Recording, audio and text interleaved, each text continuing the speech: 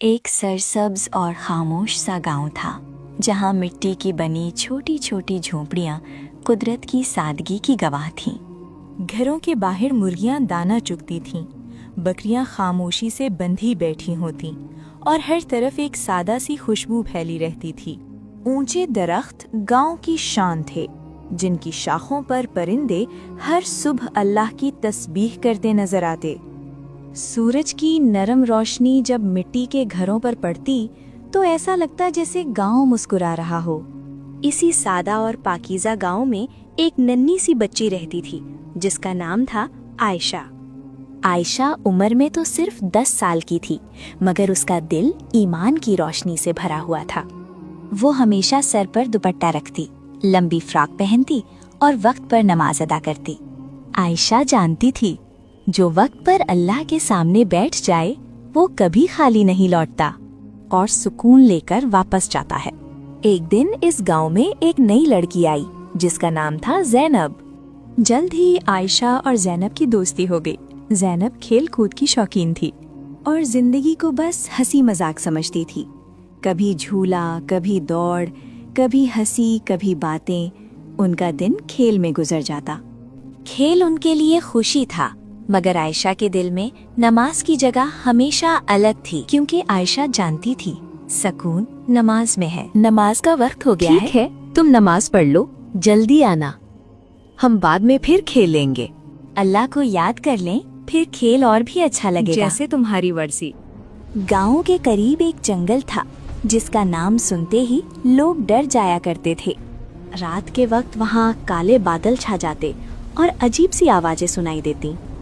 हवा जोर से चलती, दरख्त कांपने लगते और हर तरफ खौफ का सा माहौल छा जाता। एक दिन खेलते खेलते आयशा और ज़ैनब इसी जंगल में जा पहुँचे। रात हो चुकी थी। मुझे बहुत डर लग रहा है, आवाज़ें कहाँ से आ रही हैं? इसी लम्हे एक खौफनाक साया उनके सामने उभरा। जो अल्लाह को भूल जाए और नमाज न पढ़े, ज़ैनब, मैं उसका अल्लाह हमारे दोस्त। साथ है।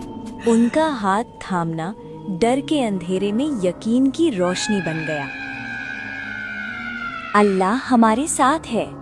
ज़ैनब के मुंह से ये बात सुनकर आयशा एक लम्हे को घबरा गई। नमाज ने उसने मेरी देखा ताकत छीन कि ली। ज़ैनब अल्लाह के हुजूर सजदे में सर झुका नहीं, चुकी थी। सजदा मत करो। उसी लम्हे हर ये तरफ सजदा नूर फैल गया। मुझे खत्म कर उन्होंने देगा। अल्लाह का शुक्र बुलंद किया तो शैतान एकदम गायब हो गया।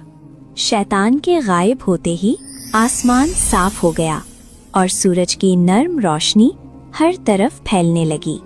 आयशा की आंखों में शुक्र के आंसू भर आए थे। अल्लाह ने हमें बचा लिया। मैं रो रही हूँ, मगर ये आंसू डर के नहीं, शुक्र के हैं।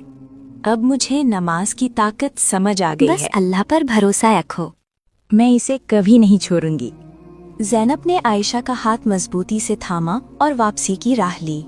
गांव में नर्म रोशनी फैली हुई थी, परिंदे चहचहा रहे थे और हवा में ताजगी का एहसास था।